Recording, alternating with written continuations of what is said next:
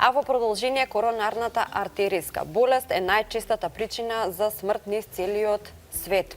Низ годините некои од овие атероматозони плаки, односно тоа се така тие процеси кои што настануваат при оваа коронарна артериска болест, може да рептуираат и да го активираат и коагулацијскиот систем, со што ќе го ограничат протокот на крв во срцевиот мускул. Малку се проблематични секако медицинските изрази. Болеста е честа причина за ненајдена смрт помеѓу мажи и жени над 20 години. Според Гинисовата книга за рекорди, Северна Ирска е земја со најголем број на заболени од оваа болест, за разлика од масаите во Африка, кои скоро и да немаат оваа болест.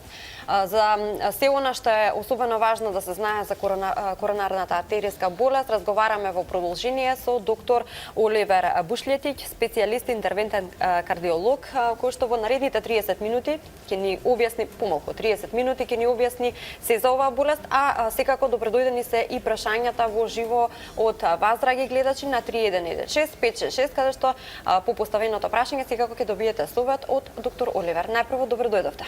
Добре, најдов. Поздрав и до гледачите. Пред новогодишните празници, мало предупредување да внимаваат. Така и разбирам оваа емисија денес. Нормално, затоа што секогаш советите за нашето здравје, за човековото здравје се особено важни. Што представува коронарната артериска болест?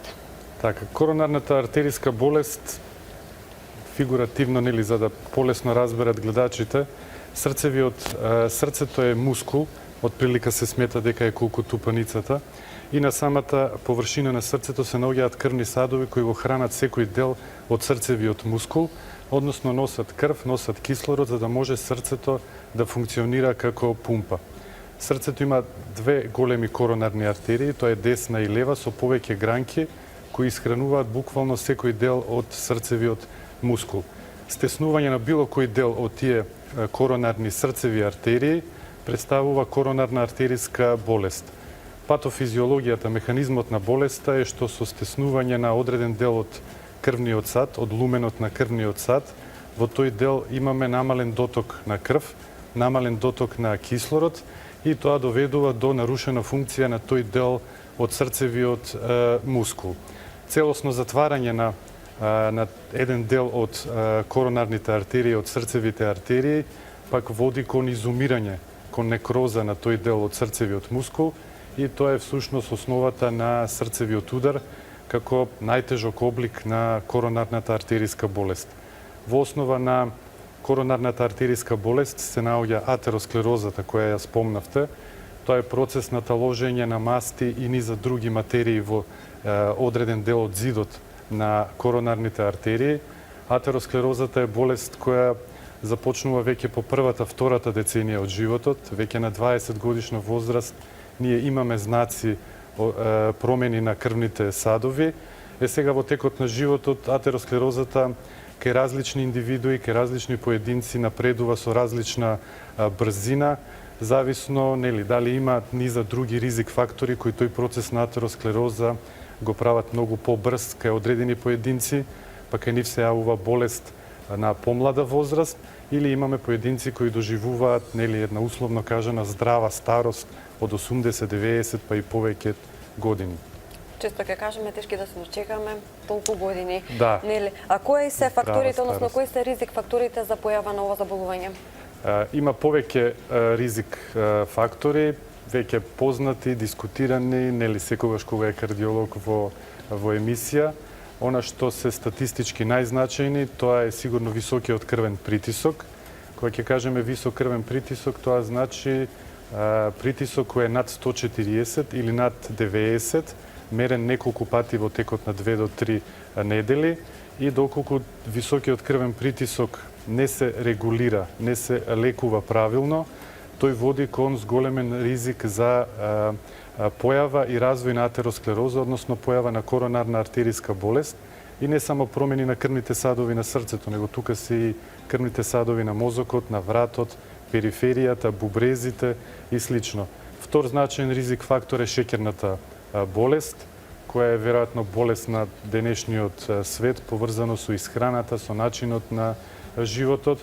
Понатаму дислипидемиите или пореметување во метаболизмот на мастите. Тоа пред се однесува на вкупниот холестерол, односно еден дел од вкупниот холестерол, така наречен LDL холестерол или лош холестерол, кој е баш тој што ја започнува и ја забрзува атеросклерозата. Дислипидемиите, тоа пореметување во метаболизмот на мастите, знае да биде и генетски, значи да е наследна болест, фамилиарна болест, затоа е многу важно уште на помлада возраст да се прават контрола на мастите, особено во семејства каде што имаме рана коронарна болест. Значи, нели, татко, мајка кои имале срцев удар на 45-50 години, да се бара причина за таа рана коронарна болест. Понатаму пушењето, нели, проблем. Пушачите сигурно нема пушач што не се обидел да прекине со пушењето и па да се врати. Пушењето долгорочно е значаен ризик фактор за коронарната артеријска болест, покрај сите други заболувања кои знае да ги предизвикува. Телесната тежина, односно гојазноста, зголемената телесна тежина, физичката неактивност и низа други фактори кои влијаат на појава и на забрзан развој на атеросклерозата, а со тоа и на коронарната артеријска болест. Кои се симптомите по кои што можеме веќе да припознаеме коронарната артеријска болест? Па главен симптом е болката. Болката може би звучи иронично е наш пријател, нели? Затоа што кога не боли нешто ќе побараме и причина и лек. Срцевата болка, болката ке коронарната артеријска болест или ангинозната болка, за разлика на пример од една бубрежна болика кога има камен во бубрек, каде што сите пациенти од прилика ќе опишат исто како се јавува болката, како личи, како се менува болката. Срцевата болка или ангинозната болка нема специфичност, нема униформност, значи може да се појавува во различен облик, да е како типична болка, да е како стегање во градите, тежина, печење, може да биде локализацијата различна, значи да биде во градите, во долна вилица, пониско во стомакот, пациентот да чувствува болка, вкочанетост на левата рака. Интензитетот на симптомите е исто така различен. Значи имаме од висок степен на изразено јака болка до болка која тлее, која не е значајна, а која е сепак знак за страдање на срцевиот мускул. Исто така и појавата на болката обично најчесто е поврзана со напор, меѓутоа пак ќе кажам, нема типична ангинозна болка, нема секогаш иста провокација, ист интензитет и затоа многу често нашите пациенти долго време посетуваат ревматолози, гастроентеролози барајќи причина во стомакот или во зглобовите, додека не се открие дека се работи за срцева болест.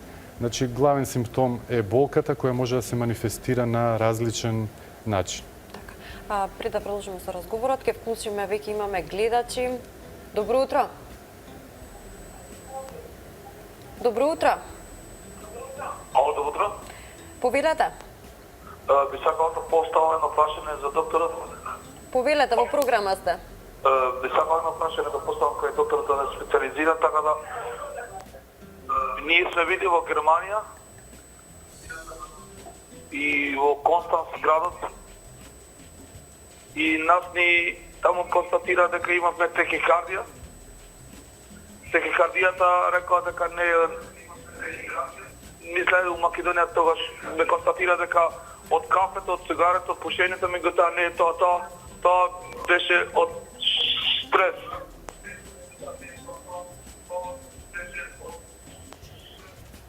Од нервоза и така натаму. Имаме забрзаност во импулсот 130 до 140. Се извинувам само, господине, дали ме слушате? Да. Намалете го тонот на телевизорот, затоа што досни преносот, досни сигналот и вие чекате да се преслушате, меѓутоа ние ве слушаме многу добро. Слободно поставете го прашањето, убаво се слушаме.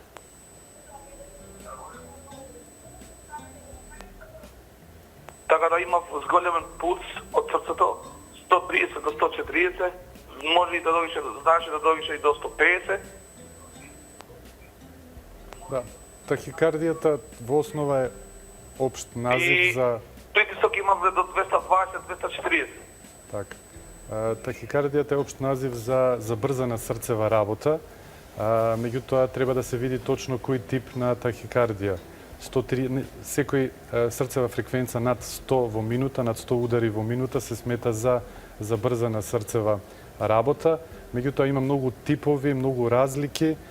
Може да се работи за обична синус тахикардија, значи само брз, правилен ритм, меѓутоа побрз. И затоа веројатно и рекле дека е поврзано со цигари, со кафиња кои стимулираат заради кофеинот, никотинот, забрзување на срцевата работа. Меѓутоа треба тоа убаво да се провери. Не знам што испитувања се правени во Германија.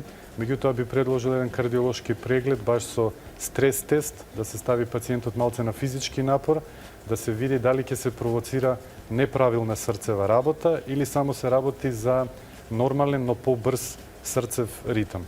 Продолжуваме со следниот гледач. Добро утро. Ало, Добро утро, господја, повелете. се Луана од Италија. Голем поздрав до гостинот и до вас, сите вработени канал Ја сакам Македонија на Сител. Имам прашање до докторот или до гостинот. Може малку сум далеко од темата. Прво прашање ми е, имам многу висок притисок, никако не може да ми се стабилизира. Била сам и на доктор во Македонија, во Струмица, сега во Италија. И никако не може да се стабилизира. Има многу мака, има многу проблеми. А другото прашање ми е, може не е со темата, сум оперисана од тероридна жлеза и на рак на дојка. И сега ми се појавува на градата некои цисти. И бев во Италија на доктор, ми испитува, ама не можат ништо да ми промегат. И дали може и како може да се испита во Македонија и колку кошта и каде може да се направи еден преглед на дојка, пошто во Струмица треба да се закаже, треба многу процедури, а имаме малку денови и затоа ако може докторот да ми објасни каде и што треба да се направи за притисокот и за градата. Фала и пријатно. Благодарам, докторе. Дали ќе Да, можеме за дојката најубаво е да се јави во кол центарот на клиничката болница Аџи Бадем Систина, каде што ќе дадат сите информации, може да договори точен термин за еден целосен преглед, со тоа што секогаш е убаво и правилно цела документација претходно да ја донесе со себе, затоа што како што разбрав дека веќе се правени испитувања. Во однос на високиот крвен притисок, доколку се земаат 3-4 лека и нема ефект на намалување на вредностите на крвниот притисок, обично треба да се побара и некоја друга причина за така висок крвен притисок, спомна штитна жлезда проблем, да се провери функција на бубрези, да се провери постоење на таа така наречена слип апнеа, она што го викаме хрчење за време на спиењето, така да не постои некаква друга. Нели, едно е кога се работи за есенцијална артериска хипертензија, односно артериска хипертензија кога немаме јасна причина, како што е најчесто кај високиот крвен притисок, меѓутоа може да се работи за постоење на придружно некое заболување, кое доведува до тоа да господјата не може да ги регулира вредностите на крвниот притисок. Така, докторе, како се започнува со лекување на коронарната артериска болест? Прв чекор е сигурно еден оптимален медикаментозен третман, нели, пиење на соодветни, земање на соодветни лекови, кои имаат за цел да го намалат оптоварувањето на срцето, на срцевиот мускул. Тоа значи добра регулација на крвниот притисок, да е под 140 и под 90, добра регулација на вредностите на гликемијата, на шекерот во крвта, на мастите во крвта, земање лекови кои ќе го намалат тоа оптоварување на срцето, значи ќе намалат срцевата фреквенца, ќе подобрат исхраната и искористувањето на кислородот од страна на мускулот. Понатаму се интервентните процедури кои имаат за цел, нели, тие стеснувања да ги расшират или да ги премостат. тоа се перкутаните коронарни интервенции со поставување на стент. Стентот е како мал метален прстен кој ќе го расшири стеснитиот дел и ќе овозможи нормален проток на крвта. Денеска веќе и кај нас веќе се користат нови генерации на стентови кои овозможуваат и најкомплексните стеснувања на крвните садови да ги успешно да ги решаваме со долгорочен ефект. Денеска коронарната болест во 80% од случаевите па и повеќе се лекува со поставување на стентови, а околу 20% пациентите одат на байпас хирургија, каде што со одреден дел од вена или артерија ќе се премости тоа стеснување и ќе се овозможи нормална исхрана на тој дел од срцето. Продолжуваме со уште еден гледач. Добро утро. Добро утро. Повелете, господјо. Јас се јавувам во врска со докторот, ние се познаваме веќе повеќе години. Мајка ми е негова пациентка, доаѓаме од Велес и сакам да една голема благодарност за докторот. Ние сме толку благодарни од него. Мајка ми имаше многу висок крвен притисок, до 250 доаѓаше. Кога отидовме кај него прв пат на преглед, тој не даде веќе третата терапија која ја доби од докторот. Сега притисокот е 140 со 70-80 и сега сакам да кажам дека многу добро се осеќа. И сега овие таблети што ги прима мајка ми, Амлеса 8 со 10, сакам само да го прашам докторот, дали треба понатаму да ги пие или да ги зима или треба да дојдеме на контрола? Терапијата останува, цело време да се зема, доколку 1 или 2 дена се прескокне, веќе наредните денови притисокот повторно ќе се качи. Високиот крвен притисок не е болест што ќе помине за месец, 2-3, може да се намали вредноста, меѓутоа тоа е болест која е доживотна и бара доживотна контрола и регулација. Значи редовно земање на лековите и повремена контрола кај кардиолог. Колку раното откривање на оваа болест игра важна улога во примарната и во секундарната интервенција, превенција? Раното откривање на коронарната артериска болест е значајна затоа што кога болеста ќе напредне, доаѓа до оштетување на одреден дел од срцевиот мускул и тоа оштетување на мускулот е неповратно. Значи нема регенерирање, обновување на срцевиот мускул и тука е значајно болеста да се открие на време пред да настанат тие оштетување на срцевиот мускул, затоа што секој оштетување на срцевиот мускул ја намалува пумпната функција, сила на срцето, а тоа со тек на години води кон срцева слабост, односно една состојба кога срцето не може да ги задоволи потребите на организмот за проток на крв и започнува да се јавува намалена толеранција на напор, кај пациентите се јавува недостиг на воздух, особено при забрзано одење, при качување на скали, започнуваат да се јавуваат отоци на нозете и таа срцева слабост, за жал, завршува, прогредира, постојано се влошува и многу тешко се лекува. Од тука е и значењето да тие превентивни кардиолошки прегледи ја откријат болеста пред да настанат оштетувања на срцевиот мускул. Добро утро, велиме и на следниот наш гледач. Добро утро. Добро утро, господјо, повелете. Ке ве молам да прашам за пациентка, девојче малечко 14,5 годишна возраст е. На холтерот покажа дека има блок од втор степен, АВ. Така, а има, чувствува симптоми, нешто, несвестици? Чувствува тахикардија, градна болка и така се губи. Добро, блок од прв степен значи поспоро спроведување на електричниот импулс ни одреден дел од срцевиот мускул. Во основа, доколку нема придружни други заболувања или пореметувања, не бара некаков посебен начин на лекување или потреба... Она има втор степен блок. А од втор степен, а кој тип? Има два... АВ блок, атриовентрикуларен блок, втор степен. Така, значи треба на холтерот да се види доколку се намалува срцевата фреквенца, дали има одредена симптоматологија и зависно од тоа дали има потреба да се става пейсмейкер, значи апарат кој ќе се вклучи и ќе го стимулира срцето да работи ако срцевата фреквенца падне под одредена бројка. Пак ќе кажам, многу е важно да се направи целосно испитување, да се видат дали има и некакви други пореметувања на самото срце. Да. Так, дали имаме уште еден гледач? Немаме гледач, ќе почекаме нормално.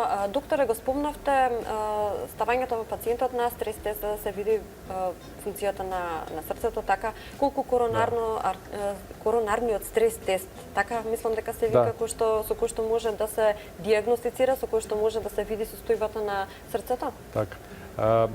Во секојдневната пракса се неколку испитувања кои го чинат кардиолошкиот преглед, тоа е електрокардиограмот, која проверува електричната активност на срцето, понатаму ехокардиографијата, која веројатно после ЕКГ-то, после електрокардиограмот е најчесто користена метода.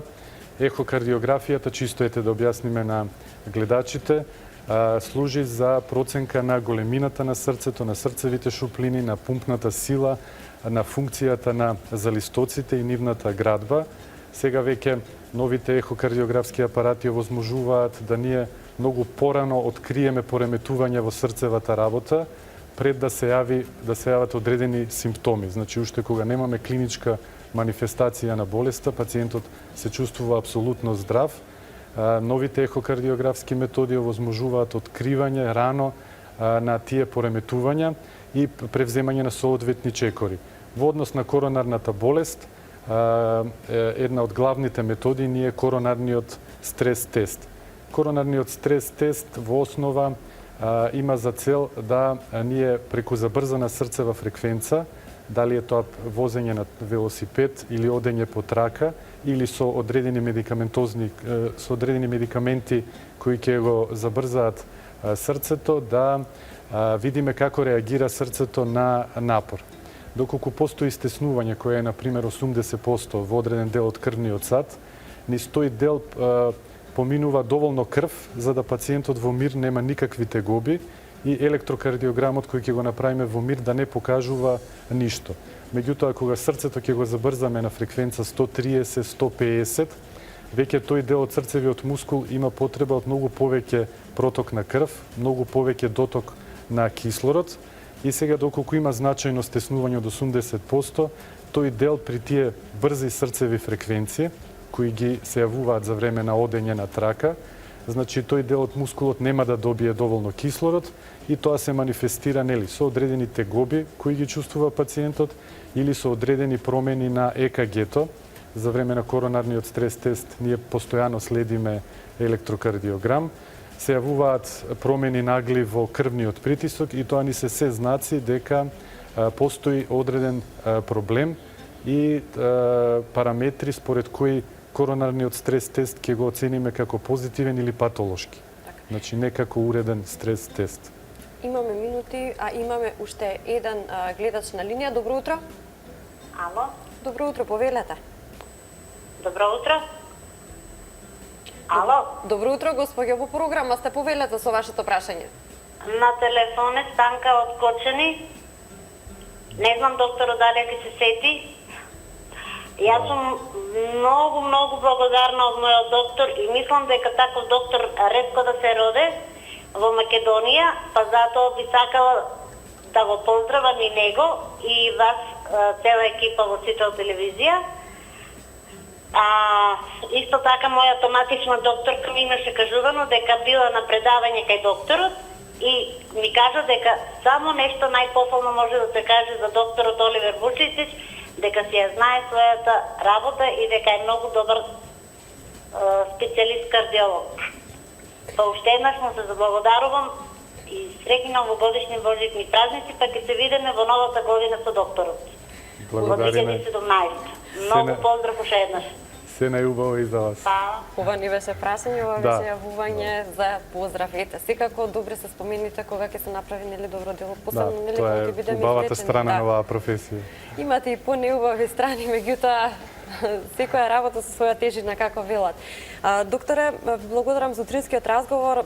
Има уште доста што да се разговара. Сепак на оваа тема во некоја наредна прилика ќе отвориме уште многу теми во однос на кардиоваскуларните заболувања. Секако и нашите гледачи покажуваат дека има интерес да се советуваат на некој начин за што да преземат во однос на нивното здравје. Благодарам, поздрав и до вас и до гледачите.